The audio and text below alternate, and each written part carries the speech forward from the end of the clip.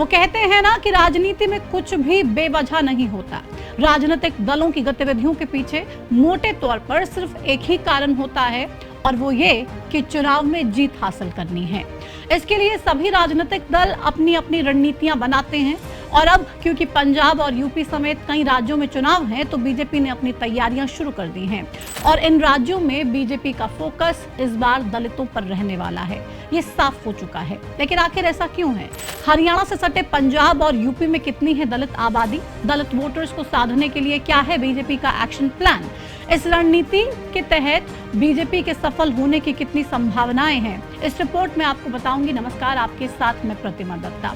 BJP के बारे में ये कहा जाता है कि पार्टी 7 दिन 12 महीने 24 घंटे चुनावी मोड में रहती है, और जब चुनाव सामने हो तो सक्रियता और भी ज्यादा बढ़ा दी जाती है। अब 2 बड़े राज्य जहां चुनाव बिल्कुल सामने हैं, उत्तर प्रदेश और दूसरा पंजाब। साल 2027 की शुरुआत में इन दोनों राज्यों में चुनाव हैं, और पार्टी ने इन दोनों राज्यों में बड़े वोट बैंक को साधने के लिए अपनी रणनीति पर काम शुरू कर दिया है। पार्टी की रणनीति से ये भी साफ हो गया है कि पार्टी का फोकस विशेष रूप से दलित वोट बैंक पर रहने वाला है। बीजेपी दलित वोट बैंक पर क्यों फोकस कर रही है, ये भी आपको बताएंगे, लेकिन उससे पहले आपको बीजेपी की नई रणनीति के बारे में जरूर बता देते हैं।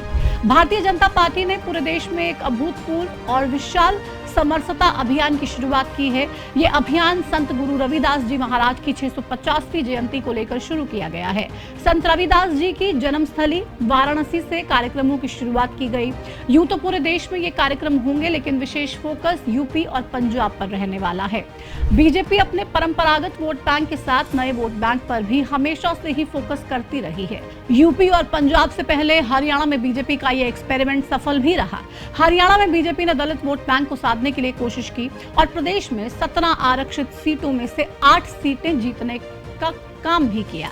यही कारण रहा कि अब दूसरे राज्यों में जहां दलित वोट बैंक का अधिक प्रभाव है, वहां पर भी पार्टी का फोकस इस वोट बैंक में सेंधमारी पर है, क्योंकि पंजाब में 32% और यूपी में करीब 21% दलित आबादी है। इसलिए इन दोनों राज्यों पर विशेष फोकस किया जा रहा है।